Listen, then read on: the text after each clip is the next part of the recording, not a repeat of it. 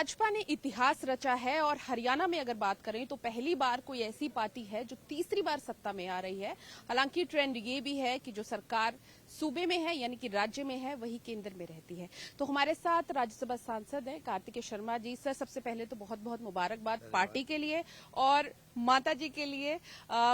बहुमत से जीते हैं और जिस तरीके से एक महीने की आपकी मेहनत लगन हम कहें हमने देखी हुई है, उसके लिए भी बहुत बहुत मुबारकबाद। बहुत बहुत धन्यवाद। और आपके माध्यम से जितने भी हरियाणा वासी हैं और कालका के वासी हैं उन सबको बहुत बहुत शुभकामनाएं कि उन्होंने एक सही फैसला लिया है और तीसरी बार जो सरकार बनी है भारतीय जनता पार्टी की, श्री नैब सिंह सैनी जी को मुख्यमंत्री बनाया है और श्री मनोहर लाल जी की जो नीतियां थी, जिन्होंने 9.5 साल काम किया है, उसको उस पर मोहर लगाई है। और नैब सैनी जी के 6 महीने कार्यकाल के अंदर लोगों को इस बात का आभास हो गया है कि उनको कैसा व्यक्तित्व मिलेगा आने वाले 5 साल में, और उन्हें उनकी नीतियों के अंदर वोट किया है, उस पर आस्था जताई है। एग्जिट पोल कुछ और दिखा रहे थे, 63 सीटें 65 सीटें। देखिए, एग्जिट पोल चुनाव प्रक्रिया होने के बाद का जो कुछ घंटों का समय होता है उसके अंदर किया जाता है और वो बहुत व्यापक नहीं होता है क्योंकि समय सीमा होती है, सैंपल साइज बहुत छोटा होता है। इसलिए अमूमन हमने देखा कि एग्जिट पोल ज्यादातर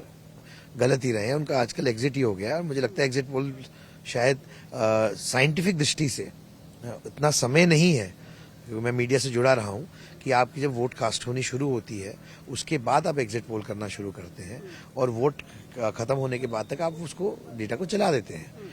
तो कितने लोग, कितना सैंपल साइज, कितना एक्यूरेसी के साथ वो हो सकता है, आप खुद हिसाब लगा सकती हैं। नॉर्मल सर्वे जो ओपिनियन पोल के होते हैं कई दिन, कई हफ्ते, महीनों चलते हैं, तब जाके आप एक ओपिनियन पोल आता है।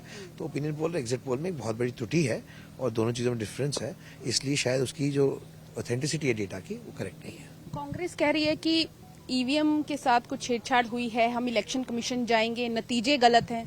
देखिए, मैं तो सिर्फ इतना कहना चाहता हूँ कि जब वो तेलंगाना जीते तो ईवीएम ठीक, कर्नाटक जीते तो ईवीएम ठीक, हिमाचल जीते तो ईवीएम ठीक, आम आदमी पार्टी पंजाब जीते तो ईवीएम ठीक, जम्मू कश्मीर जीते तो ईवीएम ठीक, लेकिन वो हार जाए तो ईवीएम खराब। ये तो मतलब अब मैं समझता हूँ कि थोड़ा कहीं ना कहीं हास्यास्पद होता जा रहा है कि जब आप चुनाव जीते हो तो ईवीएम ठीक है, जब आप हार जाते हो तो ईवीएम खराब है।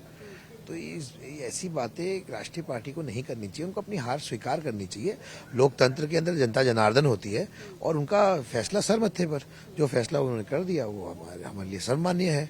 तो 5 साल के बाद ये एक मौका आता है और जो फैसला दिया है उसका निरादर नहीं करना चाहिए, मुझे लगता है कांग्रेस पार्टी को। सर, आप राजनीति से भी जुड़े हैं और आपने जिस तरीके से बताया मीडिया से भी जुड़े हैं, कौन से ऐसे कारण हैं जो मीडिया भी नहीं देख पा रहा था या कांग्रेस भी नहीं देख पा रही थी और आप लोग देख रहे थे? देखिए, मैं ये नहीं कहूंगा कौन से कारण है, वो एक नैरेटिव कांग्रेस पार्टी ने बिल्ड करने की कोशिश की कि उनकी सरकार आ रही है। हर एक राजनीतिक पार्टी यही मान के चलती है कि उनकी सरकार आ रही है। ये लोकतंत्र का एक तरीके से आप समझ लीजिए सिस्टम है, एजेंडा है।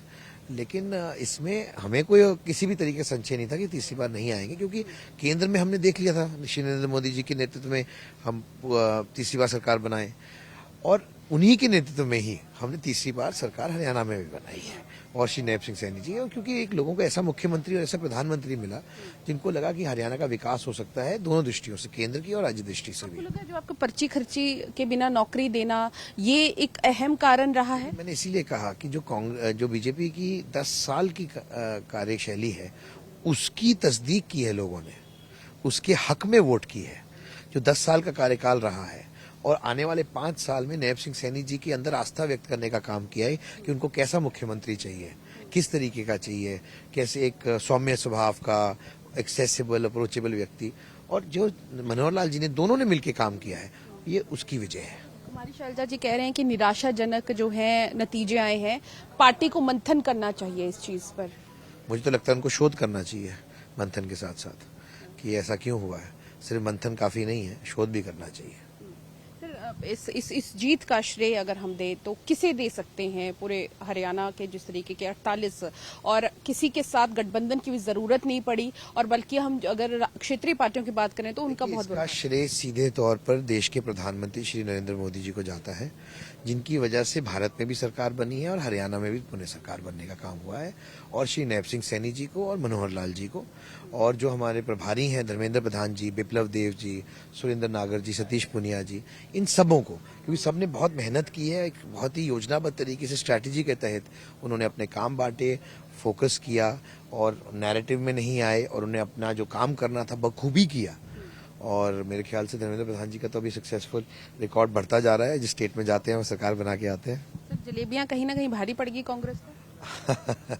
देखिए, मैं तो इतना कहूंगा कि जलेबी बनाने वाले भी हरियाणा के हैं और खाने वाले भी हरियाणा के हैं। बहुत बहुत धन्यवाद। सर, एक आखिरी सवाल, आपने एक प्रण लिया था मंदिर में जाकर पार्किंग को लेकर, जी। कब से शुरू कर रहे हैं? जो समय सीमा कही थी उसी में शुरू होगी। बहुत बहुत शुक्रिया सर। तो ये थे हमारे साथ सांसद कार्तिकेय शर्मा, जिन्होंने जीत का श्रेय प्रधानमंत्री नरेंद्र मोदी और इसके अलावा जो समूची लीडरशिप है हरियाणा की बीजेपी की, उनको दिया है और इसके साथ ही कहा कि जो प्रण लिया है उसे भी जल्द ही पूरा किया जाएगा।